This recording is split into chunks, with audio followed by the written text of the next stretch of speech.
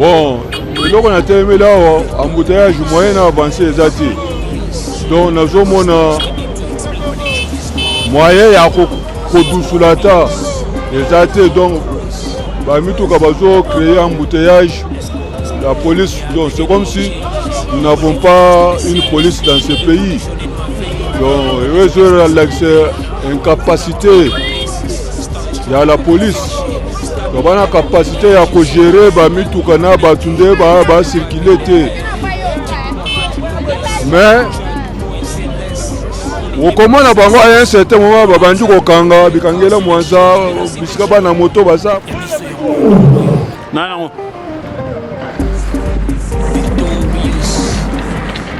Bonjour, bonsoir, très chers internautes, chers téléspectateurs et téléspectatrices. Chaîne YouTube, il y a un podcast. En tout cas, un grand merci à vous. Bateau Balanarabi, vraiment, et surtout, bateau commentaka, bateau partagaka. Et puis, pourquoi pas aussi à remercier bateau vraiment s'abonner à la chaîne, s'abonner à la chaîne Nabiso. Donc, chaîne Nalobakaka, il y a Biso podcast. En tout cas, chaîne Yangai Yayo. Et puis, il y a Biso Nyoso. Et puis, chaîne Abanamboka. Car en tout cas, un grand merci à mon toit de Pesa Bissopé, vraiment, Tata Nzambe, donc mon Kelina Nyoso. Donc, ça est vraiment, Nainabino, Neto Kutanarate, Nebo Monarate, Neto Monarate, Neto Kanarate, Nengazalaka, votre humble serviteur, Watakin Fakat, le lion de la presse congolaise, autrement dit appelé Exode 1414. Je remercie mon équipe technique, donc, Sima Caméra. Nazaki toujours na neko José Mbungu de Tchangu na benga Elis Nzambe et puis tout vraiment nerf ba na bino kaka pour s'abonner massivement OK tina cloche notification na ngona pena pas et puis partout zoami vraiment na bongo ba émission ba noko melayo et surtout ba remarque tant moni eloko mo ya mabe tant to kendaki mabe moni que non te koto ezaki pena bien te il faut que ça la rabiso remarque parce que tout ça battu en tout cas ils allaient bien ma casse car n'engezalaka balobi les sous kota vraiment ils allaient bien tant mon émission si ne la paie moninga parce que chaîne eza ya bana mboka et puis il y a biso un podcast zakaka chaîne télévisée ils appellent chaîne mokopé sungaka batu car n'engezalaka eza ONGP à munene. Donc, ba numéro zawana au beti plus 243 code moko ya uli musheni okozwa bongo moko ya ba cordon na biso awa na kombo ya maître Jean Fumu et puis plus 44 okozwa pe bongo ba konzo baza bongo na mboka ya Angleterre pona ko solola ekozala pena malamu ko basa pe en plus na chaîne na bino en tout cas ekozala pena bien makasi et voilà le loto kiti bongo awa na district ya Tchangu na boulevard Lumumba pour parler phénomène embouteillage. Donc les embouteillages dans la ville-province de Kinshasa est commis vraiment bon, je ne sais pas, l'habitation qui n'a pas embouteillage est commis vraiment à Makassi. Donc partout dans 4 coins de la ville-province de Kinshasa. Alors on a embouteillage pour s'arrêter au Kenya Willery, Bouchon, au Kenya ma campagne route Ngumo Matabali Kololo Bimati Baïpen. Donc Bouchon. Il y a Tchangu kutu tolobara kutu te, il y a Tchangu koma nango air nyonso, obimi 6 heures au kuta bouchon, obimi 10 heures au kuta bouchon, et puis ba mouteillage wana pe yango peso mata, et ça la pe ba hausse des prix, il y a ba transport. Ba kongomani desiba na Tchangu ba ko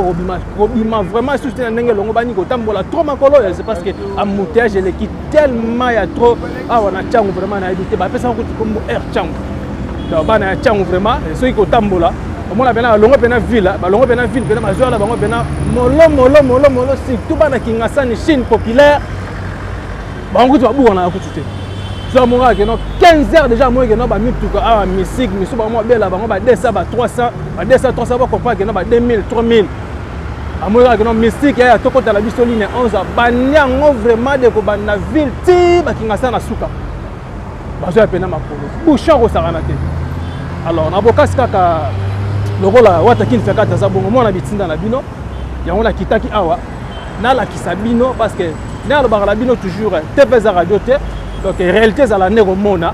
de comment na enoke koyoka donc mona ndé en tout cas ezala pena bien makasi donc ndenge botindanga ndenge pena kiti la awa na boulevard Lumumba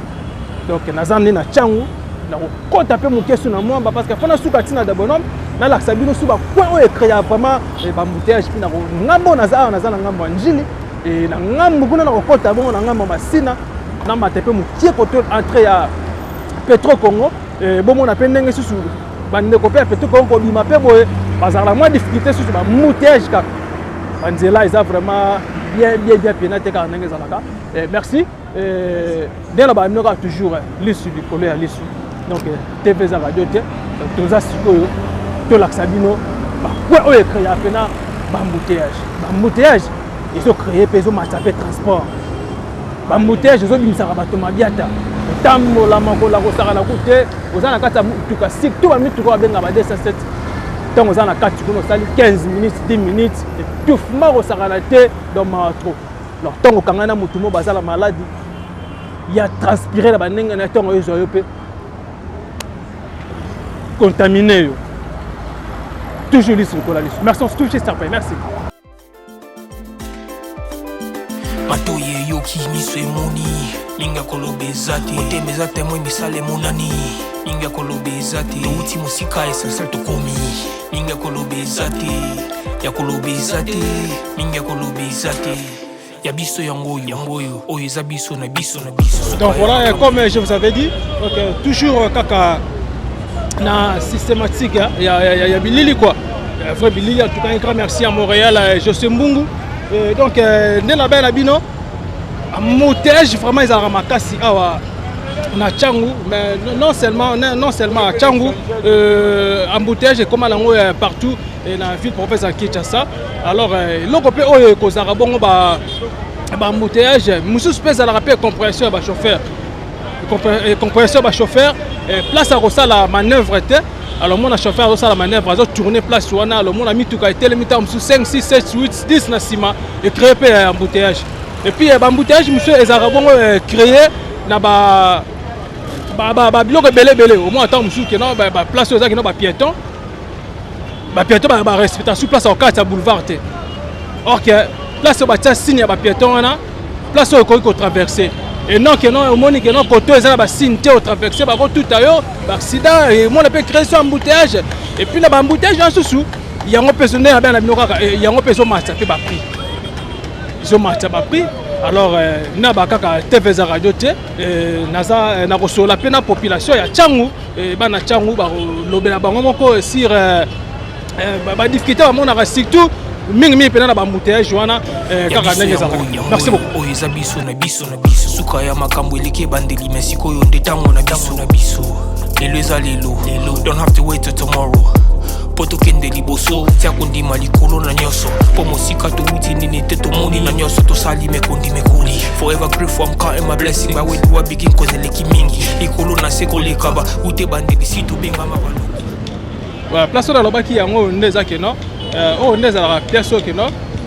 mutoko ko katsa apesi le roi biso ba feu rouge na ba boulevard na biso awa c'est tout na lumumba ba feu rouge ba tout ça là nango les sociétés ba fait des signalisations feu vert et puis na feu rouge ça là nango les sociétés alors to koma ko sala ka ba tuka signira na maboko na misuka ko talika ka chauffeur mais chauffeur pe moi la moto na au mona yo facilement mais chauffeur rétroviseur to pe vert na ye koki ko pesa pe mon kokoso ou ya kasika ke no yo ko telema ya zo zela yo ko zo zela ye tu bo zela na l'équipe est pessimiste à l'embouteillage et pessimiste à accident donc il faut qu'on respecte les normes surtout même il peut aussi un peu d'éclairage public vraiment na butu na boulevard faut la promesse à rappeler bien makasi surtout ça vraiment mais de côté là na boulevard quelques boulevards surtout na Tchangu ah ouais ça ba place misusu éclairage public vraiment ils étaient na boulevard mon arara mulili et bakar mutuka misusu pesa ke non chauffeur ado sala mutuka auto benga mona lisu moko mona buto ka sa moto tant muninga zoya pou et sali moko bien donc voilà nous bozo mona donc l'autre to lobela bon sir embouteillage na boulevard Lumumba précisément na district Tchangu mais embouteillage zaka na Tchangu tena loba na bino donc embouteillage comme nango partout na quatre coins ya Kinshasa donc OK na ba Willery OK na ba et Bazano, partout donc surtout nzela vraiment ba petit boulevard comme on peut koyina ba grand boulevard comme on peut koyina ezala suna RT juste ba mingi mingi embouteillage ezala ba week-end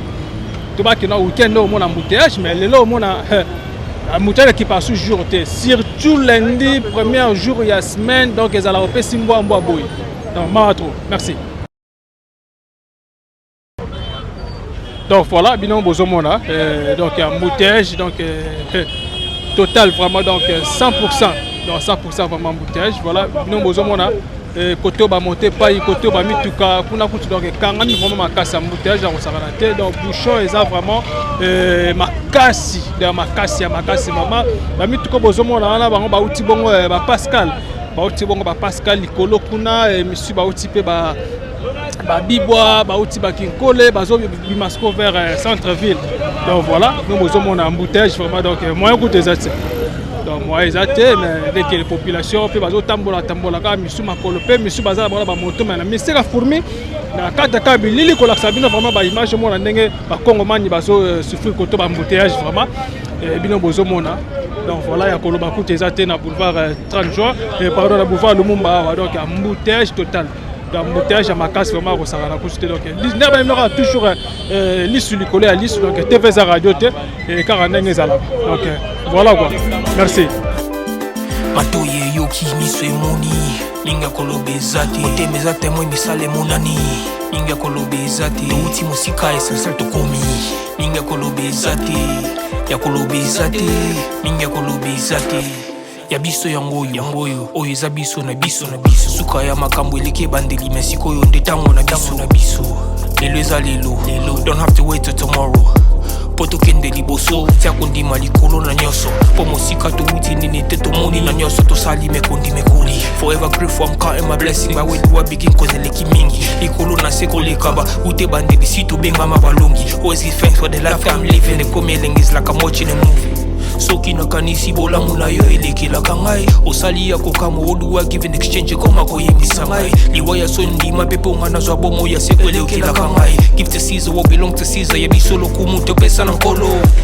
obimisa ngana mulili opesa lilobo epelisa mwinda okomisa njoto etonga makamu na koma komona kokamwa ebandeli pesuka nyoso tosengaka esi osala bokitano ya bala ya mabana bilaka na ndima kokokisa nyoso pona ntina nanga ya motuya yo pesanga oferi nzambe tata esengo na ngai ya libela moninga na ngai ya motema matoye yoki miso emoni linga kolobe zati otemeza temo misale monani linga kolobe zati outi mosika essentiel to komi linga kolobe zati ya kolobe zati linga kolobe zati matoye yoki miso emoni linga kolobe zati otemeza temo misale monani linga kolobe zati outi mosika essentiel to komi linga kolobe zati ya kolobe zati. Donc voilà bino bozomona naka tuka ne alobela bino kaka boulevard Lumumba a vraiment na Tchango en tout cas embouteillage vraiment ezalaka donc embouteillage makasi bino bozomona donc bino bozomona preuve ne bozomona bona simalanga ba mituka pena o bazokende ba uti bongo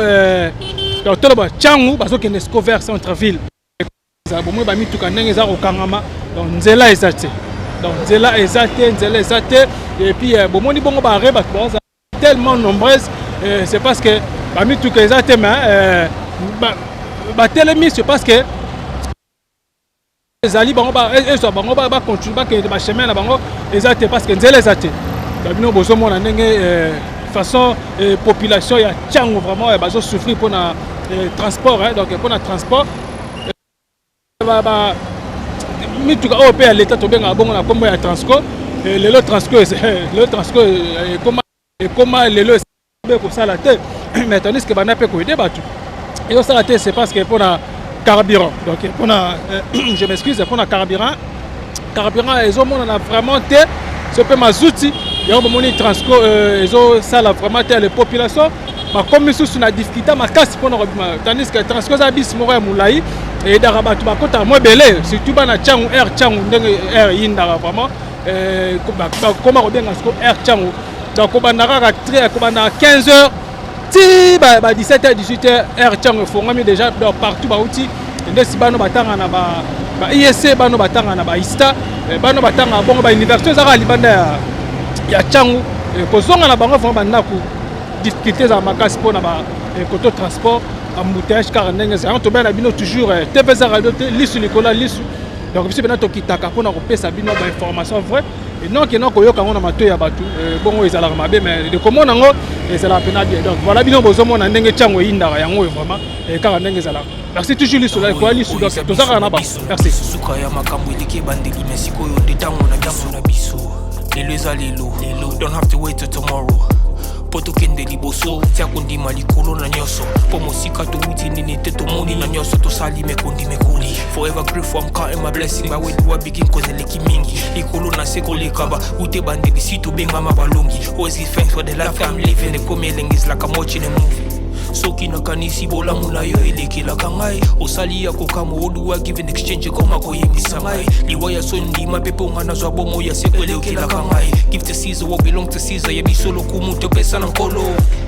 obimisa nga na molili opesa lilobo epelisa mwinda okomisa nzoto etonga makambo nakoma komona kokamwa ebandeli mpe suka nyonso tosengaka esi osala bokitano ya bala ya mabana bilaka na ndima donc voilà et puis bozomona siko à cause ya embouteillage patiente bomoni ndenge bozomona bino moko bakomi sans sneak karabongo pe créa pe embouteillage bino bozomona boucheur au embouteillage net na film ils ont créé pe accident mususu pe toloba donc éviter embouteillage c'est aussi la colonie vraiment surtout dans mboka na biso pena awa na kin pena en tout cas embouteillage l'équipe tellement makasi l'équipe est tellement makasi donc voilà et au monde les opé ça peut passer kaka ba chauffeur monsieur moko taper sans sneaker ndenge zala donc voilà et bosomo na bino moko donc ils ont ça la pena moi ils ont pesa pena moi passi moi kokozo parce que boucher l'équipe tellement makasi l'équipe est tellement makasi donc voilà yango bomoni sikoyo bana moto baloko bazaka patienté misu bazokota sans sneak alors tant bazokota sans sneak ndenge wana ozomema tutina liwa toyoka sungo de population pe bakoloba pe na tour na ba merci.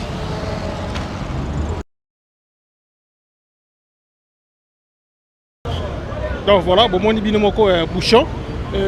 on est 12h pile mais bouchon en plus c'est lundi jour ouvrable.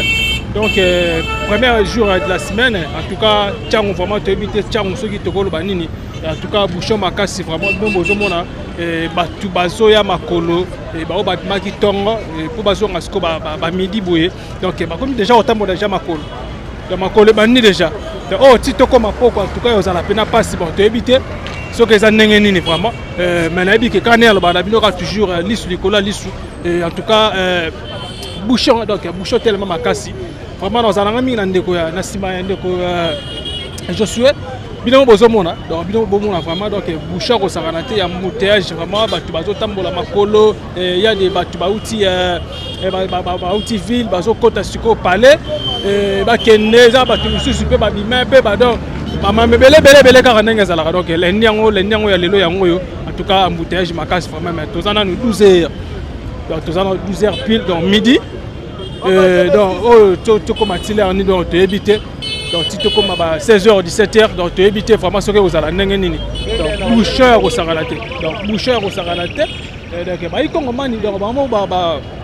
bazolo baloba pe donc bazomona ba comprendre raté si na nini ba embouteillage vraiment tieni ne si la raté et vraiment ming na ville province à Kinshasa et surtout vraiment na district à Tchangu et na boulevard Lumumba en tout cas bouchonnette na film donc bouchonnette na film bino bozomona bato bazotambola makolo donc bakar na bamituka bato bazoye bana susute donc kaka ndenge ezalaka merci.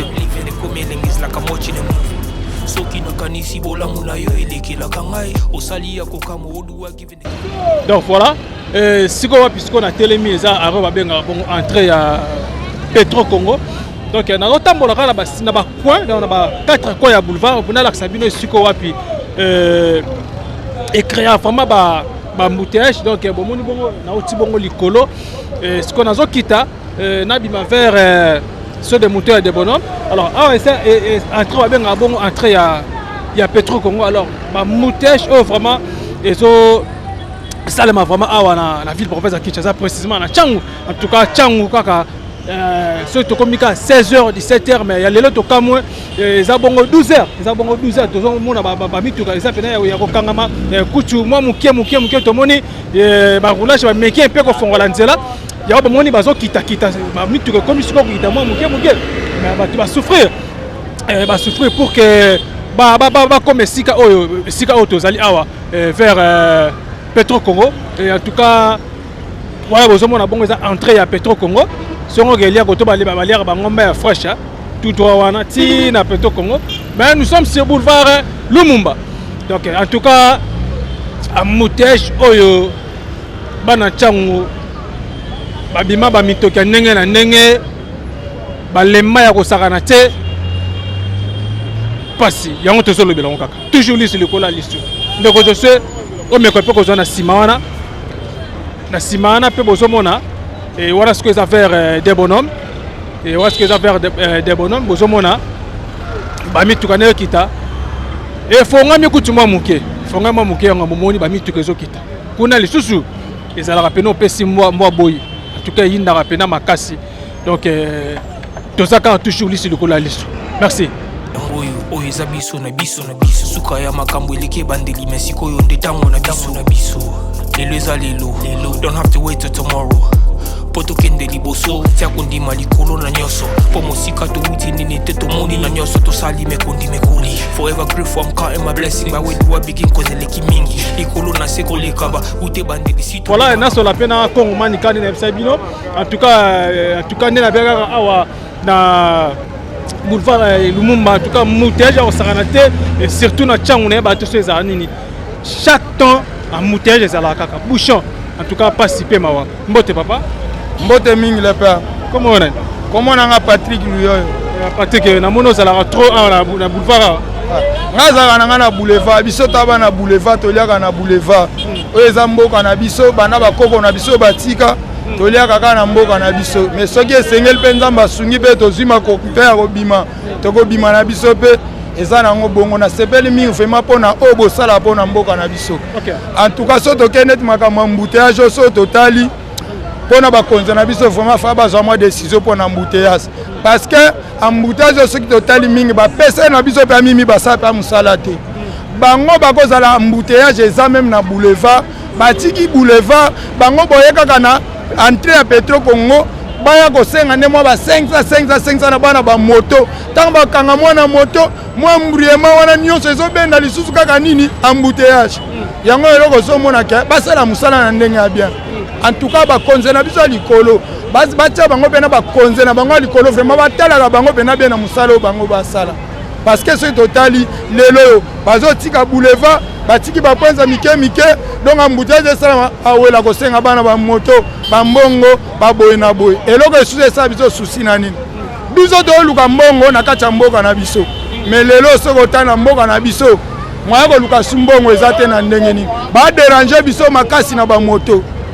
lelo mpe soki totali dg mwa mosala ezalaka ya bapese mekoma na bapolisien bakoma koya koderange kokanga bamoto boye na boye mwaya bana mboka mpe baluka mbongo eza te toloba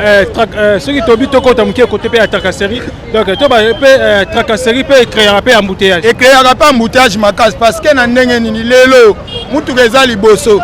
soki netike bake bakangi yango na ndenge bakangi yango mituka okoto nyonso na nsima eske kozwa moya koleka eza te wana nyonso ezoprovoke nini embouteillage en tout cas fale bakonzi na biso basala makasi na koyeba lwa na mboka na biso fale esalama na ndenge lwa esengeli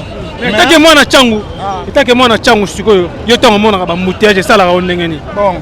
nde namona mwa bambouteillage oyo epesaka nga mwa pasi sikoyo epesaka nga pasi na ndenge nini parce que okozala na mwa kopa rapide okende osala kope mais le temps kolongwa ndaku na reo matidi okomi kaka boye quartier 1 ou bien bitabe ou bien bapascal bien awa na entrée Petro Congo yokuta na embouteillage eyelia bino ta mwa ba 2h du temps 3h du temps okokende kope kuna mosala mpe bu omona babengani yo na mosala sikoyo wana nyonso yo akokotisa bapisa na mosala sikoyo na bapisa na bafuta mbongo bien na fedi mwa ndenge nini na bafuta mpe mbongo bien eza te ndeko na ngai yango wana merci bien tomoni déjà que oza na plein de boulot bon service en tout cas kitoko makasi pour l'intervention na yo en tout cas eloko oyo vraiment nde kaka bakongomani baoloba mpona kosala pena babiloko mosusu kotika mpe babiloko mwa mike e nde alobaki embouteillage ezalaka créé na bamambo ebele ezalaka créé na bamambo ebele omona mpe ntango mosusu mutuka moko eza liboso baroulage bapeser ntango mosusu bazotracase yango alors oyo aza na nsima ye mpe sikoyo omona azocréé mpe baembouteillage omona mpe créé ntango mosusu 5-6 tina 10 voiture mpe omona mpe bamituka etelemi ebele ecréé embouteillage alors koto wana mpe koyeba mpe moke susu kolandela yango kobongisa yango kozala bena bia makasi nde alobi na bino kaka toza toujours awa na ntango en tout cas bouchon donc bouchon pena l'équipe pena makasi awa pena na ntango bouchon ezalaka pena makasi ya kosala na kutu te momoni nakomi na bacoin donc bacoin oyo ezalaki bongo comment oyo ekréyaka pena baembouteillage aussi entrée ya Petro Congo awa bayebi entrée ya Petro Congo na ntango ekréya embouteillage mabe et puis na première entrée ya quartier 1 première entrée ya quartier 1 ya Kalawana et kuna pe lisusu ekréya pe baembouteillage ti okoma liboso ya régie des eaux esika batia régie des eaux na esika ezalaka ex eucalyptus place eucalyptus ezalaka na Kalatana bengango Bikali na Kalatana bengango Bikali et place wana pe côté un peu créatif sur moi ba moutage mike mais toujours kaka na carte kaka kotambola relaxa bino ndenge nini boulevard Lumumba awa précisément na Tchango comment bouchon vraiment ezalaka presque tout le temps donc chaque heure au moins temps mususu soir raté à 8h il y a 10h comme on raté raté à 15h il y a 17h que tu n'en parlons même pas. Il y a 17h qu'on ne parle même pas. Toujours lui sur le cola lisse. Merci. Matoye yoki miswe moni linga kolobezati ote mezate moi misale monani linga kolobezati uti musika essentiel to komi linga kolobezati. Donc voilà na sur la pena papa na biso na moni vers boulevard Mbote papa. Comment on est comme on a babenga The King. Oui, ata babe bamsu babengaka les rois bamsu The King. OK, merci beaucoup. Nga lingi nanga The King. En tout cas, ça li pena bien makasi. Tomoni awa na boulevard et puis moi makasi pe toloba. Tomoni ka ko telemi ozoki ma embouteillage to nini. Bon, eloko na telemi là embouteillage moyen avancé ezati. Donc nazomona moyen ya ko dusulata ezati donc mituka bazo créer embouteillage la police donc c'est comme si nous n'avons pas une police dans ce pays donc c'est incapacité il y a la police donc on a capacité à gérer mituka na batunde ba circuler mais okomona bango à un certain moment babandi kokanga bikangela mwanza bisika bana moto baza kokanga na kutu mususu bakangi mususu bazo ebiso tokangi opona défaut de tibelès donc na yebité pona nini défaut de tibelès c'est quoi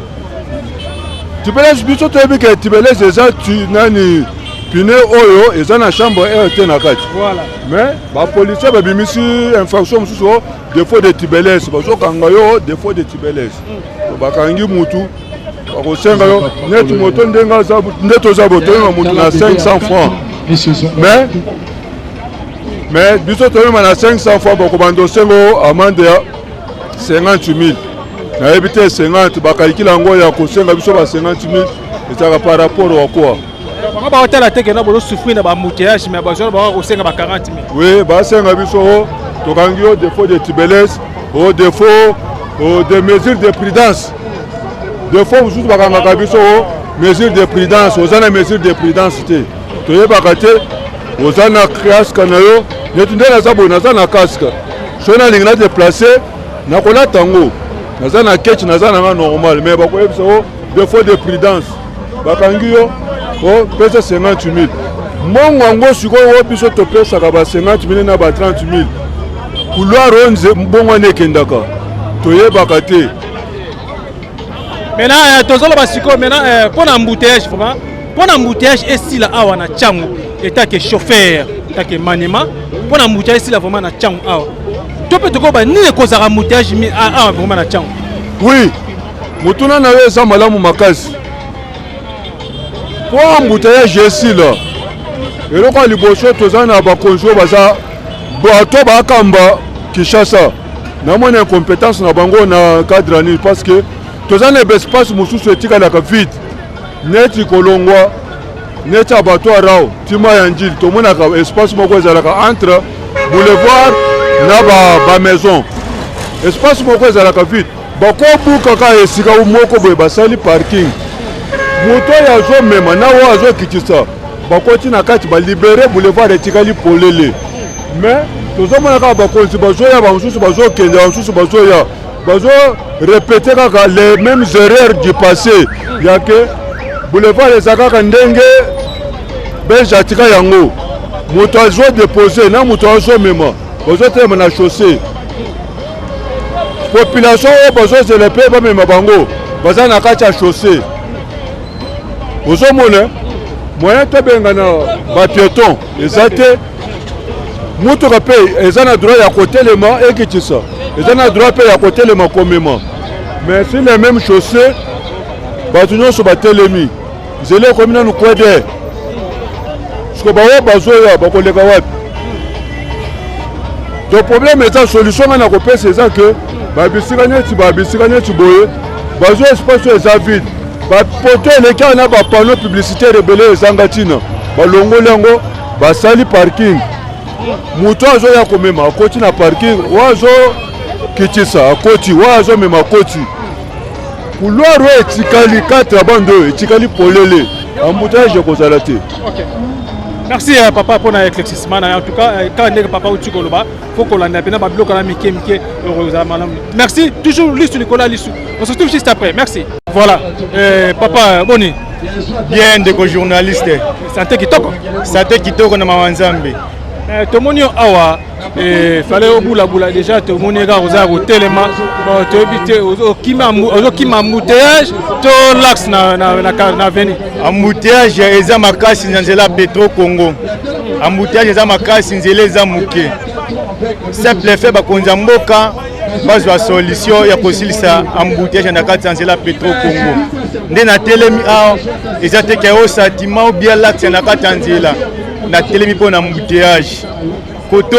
mitukezoya ba mauvais stationnement eza na kati nzela. Mutuka munene koya ekote maka na kati nzela. Côté pe bato baleka ezala te pona nzela eza muke surtout nzela Petro Congo il faut baluka solution mingi ya koloba pona embouteillage na kati ya Kinshasa eza te bakonza mboka bazwa solution pona embouteillage ya Petro Congo soki nzela ekangami donc yale comme retour ezala lisusu te tozala na ndenga otambola batama kolo kutu balelaka ya kolela pour partout au monde ceux qui nous ont kangami moteur 3 pine koti moteur 2 pine koti et puis ça moboule pas population ba konza mboka ba luka solution pour embouteillage mingi ya kolobezate. Merci beaucoup pour votre intervention. Pour mon ndenge papa wa Tchikoloba en tout cas kolandela ngomang parce que bah tu peux pas comment payer belé Congolais parce que tu commences à payer surtout dans la capitale awa tu commences à tellement ébélé au Sahara côté et il y a pas mon ipé bah moutage je suis pas comment moi venir côté bah mi tu que ça miké bah tu baza tala et tout le coup ya au Sahara côté et surtout na Tchangu net bien aga air Tchangu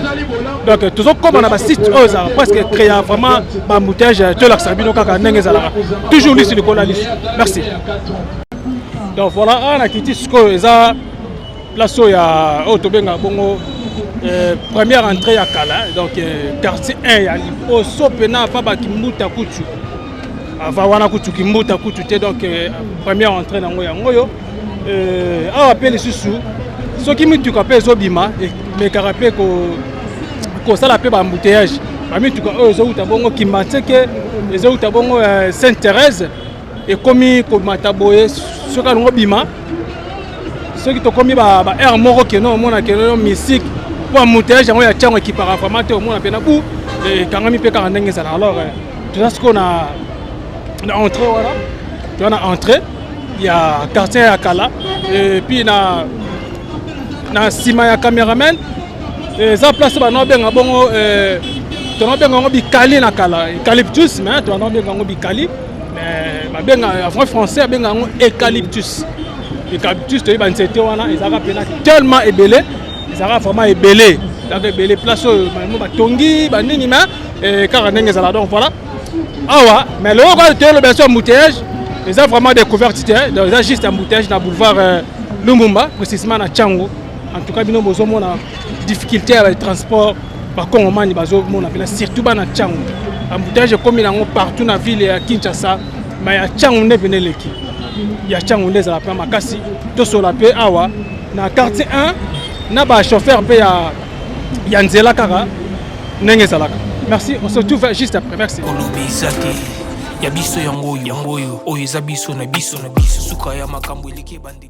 Donc voilà, bon moni bongo moni bino bon na bongo en tout cas Tchango n'a parlé même pas sur embouteillage vraiment, opération embouteillage en tout cas embouteillage makasi na Tchango, embouteillage makasi vraiment. Ya bon moni kaka ndeka na bana bino TVZ radio te toujours liste les collègues liste Amla Sarafeta Watakin 24 les lions de la presse congolaise Tokitaki vraiment awa na boulevard Lumumba précisément na Tchango to la Kisabino vraiment comment ba nini o écrit ya kabongo ba embouteillage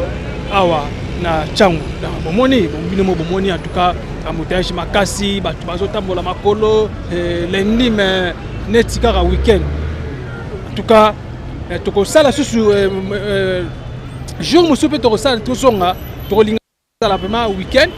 le to l'axibino première partie et zabongo première journée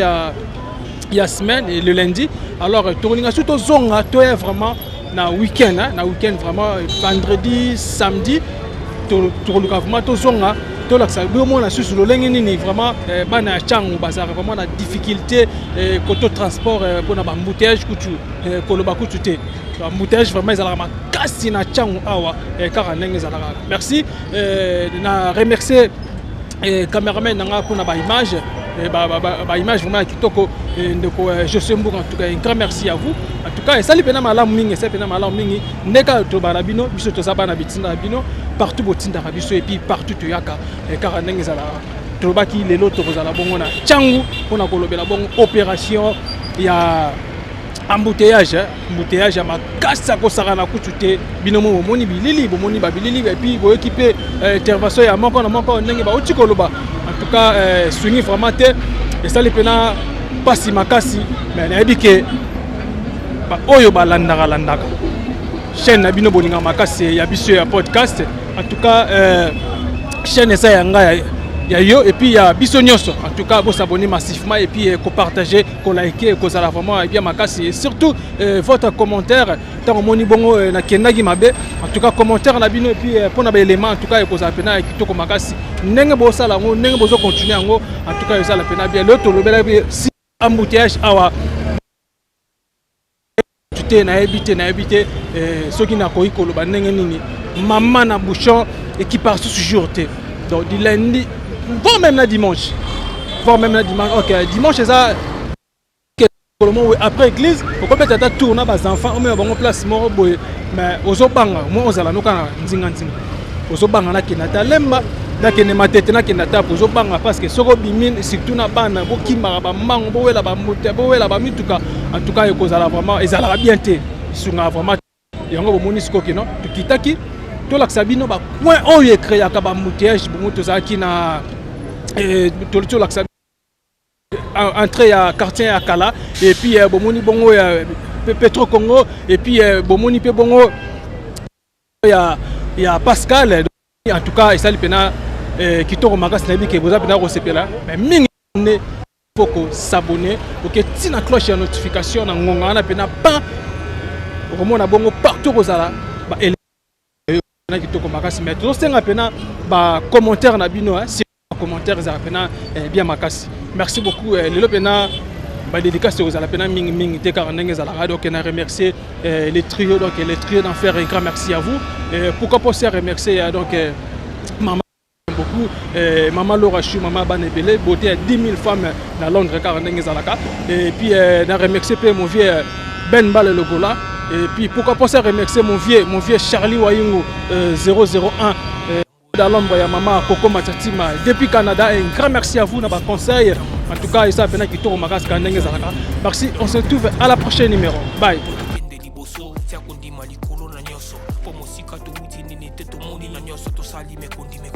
Forever grateful, I'm counting my blessing. But where do I begin? Cause the leki mingi. Ikolo na seko lekaba. Ute bande di situ bing mama balongi. Always give thanks for the life I'm living. The coming is like I'm watching a movie. Soki na kanisi bola muna yo eleki la kangai. Osali ya kokamo odu wa give in exchange koma ko yemi sangai. Liwaya sondi mapepo ngana zwa bomo ya seko eleki la kangai. Give to Caesar what belong to Caesar. Yebi solo kumu te pesa na kolo. Obi misanga na mulili.